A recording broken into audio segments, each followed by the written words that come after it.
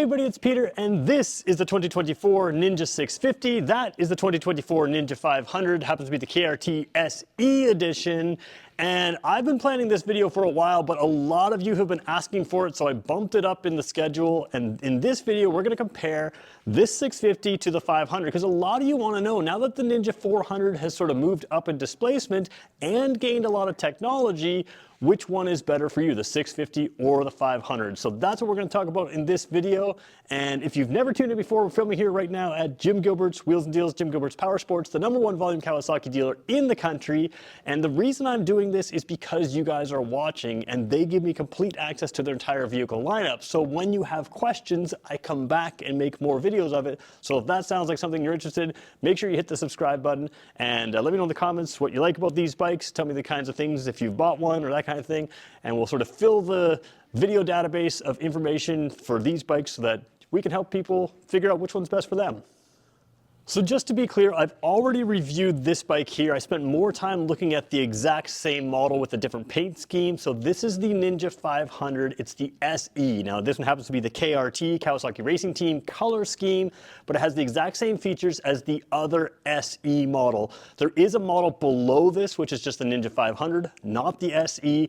The SE is a little bit more expensive. It adds a number of Kawasaki accessories, some of which we're going to really clearly point out in this video, and hopefully I point them all out. But there are a few things on this bike that raise the price a little bit and give you a few different features. So the reason I'm reviewing the top end Ninja 500 versus the 650 is because if you're considering a 650, the 650 costs a little bit more than the 500.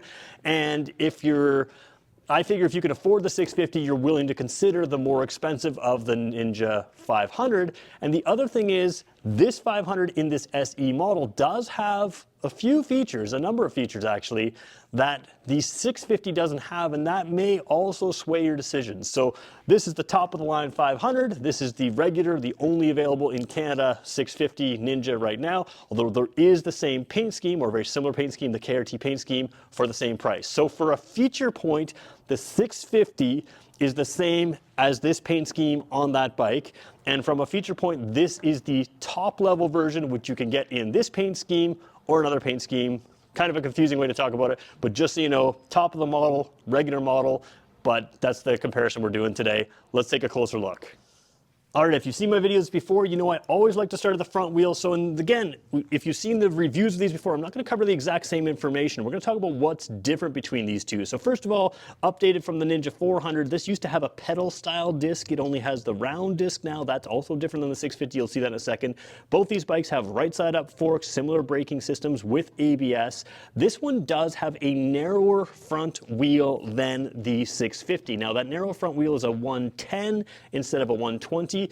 It's not a huge deal. It does two things for you. The benefit it does is a narrow wheel will help you get back and forth a little quickly, a little bit more flickable of a bike. It's also a little bit lighter bike, so it's going to feel a little bit more nimble than the 650. Not that the 650 isn't nimble, but that tire contributes to it. The negative of this 110 tire is there's a few less tire sizes, because almost every sport and super sport bike has a 120 tire. So again, when you have a super bike sized wheel, that 120 size, you have a few more tire options. Now that being said, the Ninja 400 shared a tire size with this Ninja 500, and there are plenty of sport options to take these to the track. It was a popular bike, so you'll have plenty of options to do everything you want. You'll just have more options on the Ninja 500. So take a quick look at this. You'll notice that this SE model has a radiator guard here. That's standard. Everything on this bike is standard. It also has the engine guard here. That's standard again on this SE model.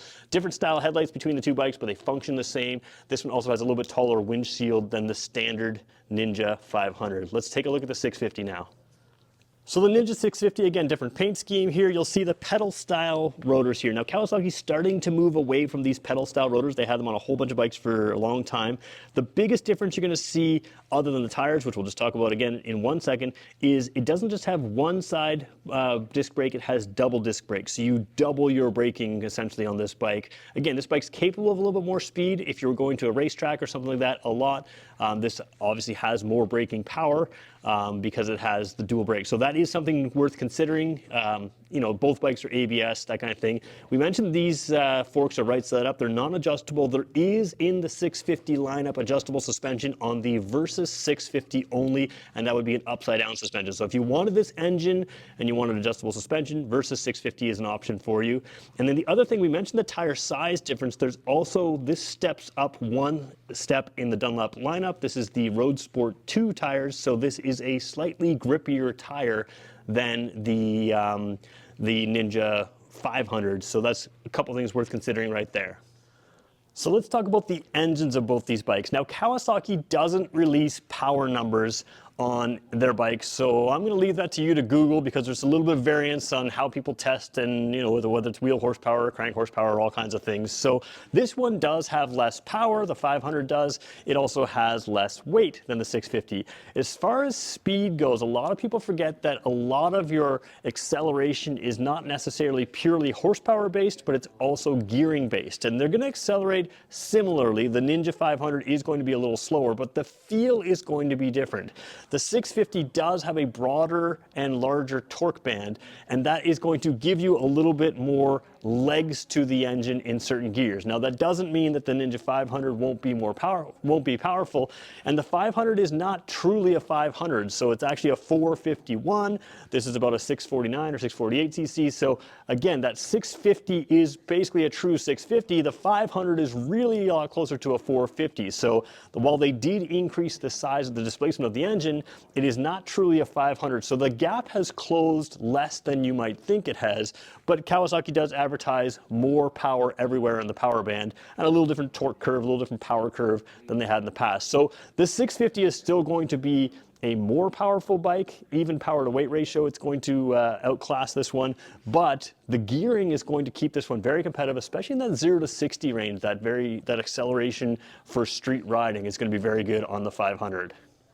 So the next thing we should talk about is seating position, and these do have a different seating position even though they're both Ninja bikes. So Ninja is going to have a little bit of a sporty seating position, but again, these aren't super sport bikes, so they still have a relatively comfortable seating position. Let's start here with the 650. We're going to show you these seats and a few other details up close, but just sitting across it, I'm about 6 feet tall, proportional 6-footer, so both of these bikes have a nice low seat height. You can see I'm easily, casually putting my legs to the ground. If you're much shorter than me, you're still going to fit on this bike. Short riders are going to fit on both of these bikes. If you're a little bit taller than me, I generally recommend this bike, and we'll show you why in a second, but you could try either one. So again, I've got room to move around here. If I put my feet up where they go, you can see here the typical sort of narrow handlebars of a Ninja, but good turning radius. The wheels turn sharp on both, or the handlebars turn sharp on both these bikes. But there's my position there. There's a standard windshield here on the Ninja 650. You can sort of see it kind of guides up. It is a pretty good wind protection for a sport bike, but that's your position on the 650. The 400 is a little bit different. You'll notice there's no exhaust at all. It's all down here. The 400 does have something that if you have a very large foot, or sorry, the 500 I should say, it does have something where if you have a very large foot, you can put your heel there. Now, if I'm in the proper riding position where the brake is, it doesn't affect me, but if you had a really big foot, it is something that is going to come up against there. It's the same thing as the Ninja 400, so if you sat on a Ninja 400 in the past and your foot sort of touched, it'll be similar here. But again, when I actually ride with my size 11 feet, it's just not an issue. This one to me feels like I'm a slight little bit more leaned over, but again, not uncomfortable. Much larger visual windshield on this SE model. So remember, the SE model has a larger windshield than the regular Ninja 500, but you're going to get a little bit extra wind protection here, which is kind of a nice thing to have. Overall, it definitely feels a tiny bit lighter. I would say seating height off the ground feels very similar. If you could fit one, you're going to fit the other. Again, you can fit this if you're bigger, but because of that compact area of the exhaust, if you have really big feet or something like that, it may or may not affect you. Again, it doesn't affect me when I'm actually riding, but sitting on the showroom, especially when I sit back, sometimes my heel goes into that area. So seating position is comfortable for both. I do think there's a little bit more seat room on the 650, which makes some sense. This does feel a little tiny bit more compact, but again, here I am, a 6-footer on it. I think my leg might be a little more tight as well, but a 6-footer easily fits. If you're a little taller than me, you'll still probably fit. At some point when you get taller than me though, you may want to consider the Ninja 650, and if you're taller still, that Versus is another one that has the same 650 engine. It does sit a little bit more upright. It is going to fit taller riders as well, and the adjustable suspension may be something that matters if you're taller or bigger. All right, let's keep moving through and look at some of the feature differences on these now. So as we take a look at the dash and controls of these two bikes, we're going to start with the 650. The 650 hasn't been redesigned as recently as the 500, which again is new for 2024.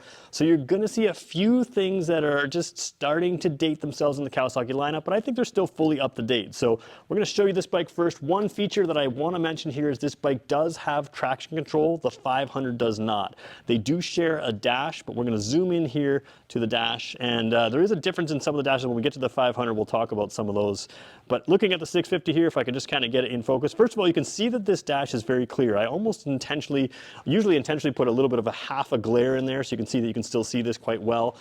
Red line here is 10,000 RPM. You do have the ability to adjust the dash here and here, but also on a handlebar control on the 650. There's no handlebar control in the same way on the 500. So that's one thing worth noticing.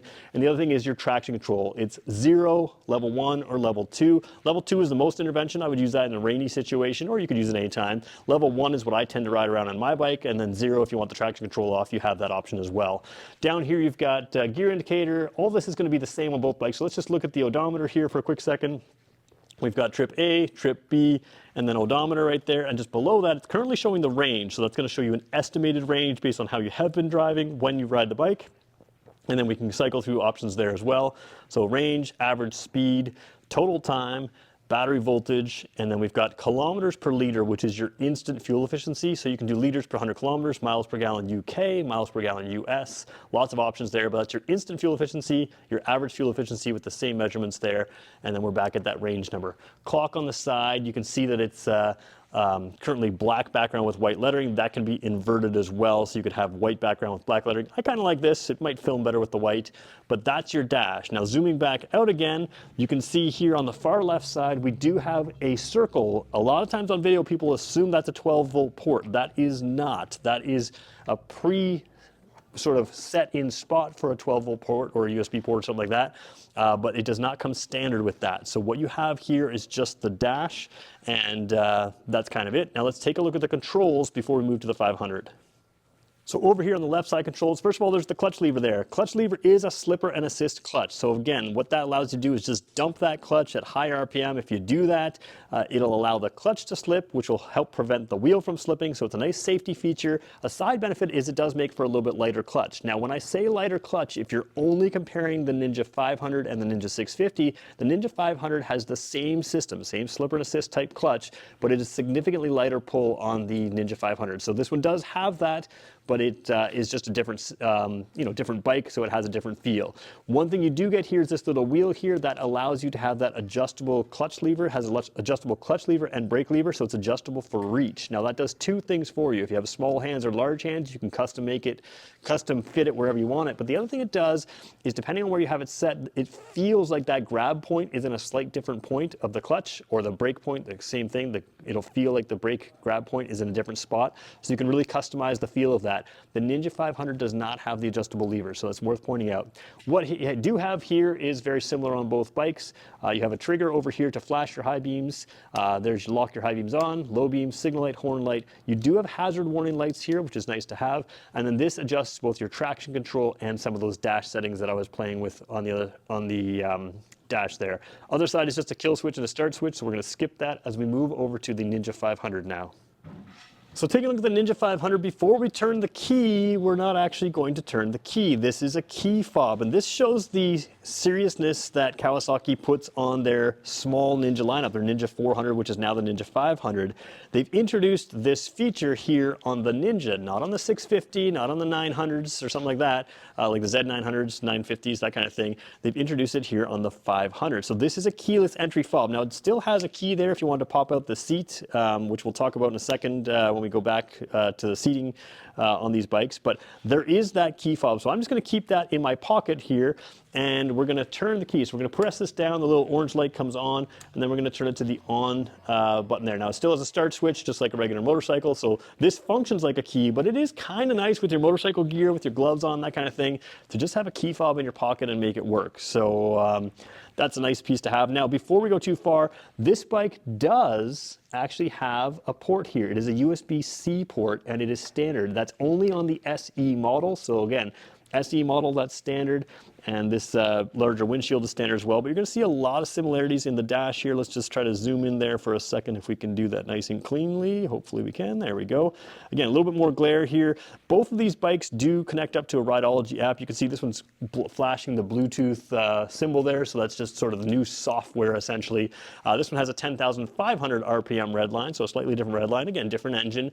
We'll cycle through the dash just really quickly here. So odometer is trip A, trip B, and back to odometer, so same exact thing. And then down on the other side, average fuel efficiency, overall range, average speed, total time, battery voltage, and instant fuel efficiency. So instant and average, same kind of thing. I believe that's the exact same settings on both. You guys can rewatch the video for me if you want. So dash is the same. Now, another thing worth pointing out, although this dash is essentially the same without the traction control, if you just get the Ninja and not the SE model, this is the TFT display. There's an LCD display on the lower end model. So it's still a digital display, but it is a different screen. We're going to review that bike as it comes in. It hasn't shown up here at Wheels and Deals yet. When it comes in, I'll get a video of that. So same dash, but again, USB-C port, the keyless entry, a few different things. Let's take a look at the controls.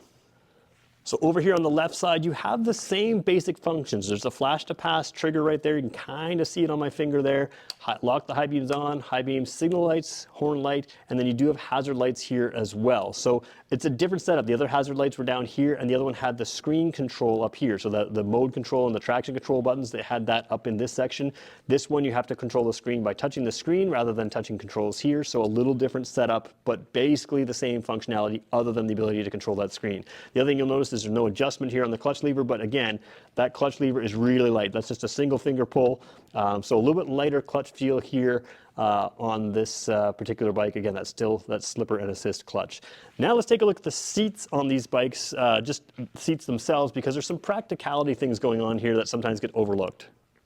So starting here on the Ninja 650, a good comfortable seat on both these bikes. The 500 has been redesigned for the 500 compared to the 400, but the biggest difference here is the rear seat. This is a fairly large rear seat for a sport bike across any motorcycle for 2024. So a lot of bikes have been really narrowing, getting the more stylistically looking rear end on the bikes, especially their sport bikes.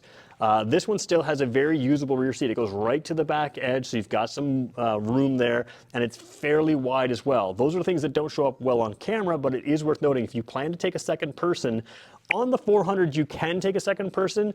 I would recommend if you're taking a second person around regularly, the Ninja 650 is probably better just because it has a little bit more torque. It's going to be able to handle that weight a little bit better. Again, a lot of people wonder if the 500 is good enough to carry their weight. It's capable of carrying two people, so it can carry a heavy person. But again, a little bit more passenger comfort here. And again, if you need more, again, want to stay with the 650 versus 650 is another good option. But bigger seat here is worth mentioning. Let's look at the 500 for a second, just look at the difference.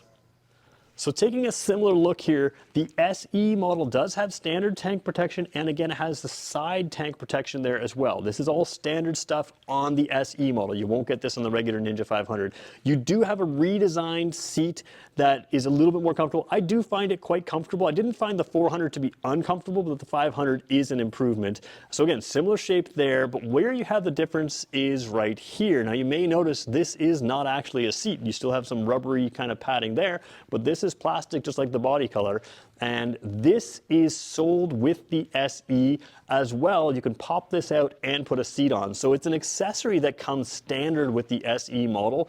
Obviously, you can replace this on many different bikes and Kawasaki accessories, but what's cool about the Ninja is in this SE model, you can have this sporty look or you can have the seat. Now, even when you have the seat on here, it is a little bit smaller than the 650, but again, it's a little bit less room overall. The tail kind of comes a little bit smaller overall. So you can fit a passenger on here. They're not going to be quite as comfortable, but you also have to swap that seat out. So it's just something worth considering.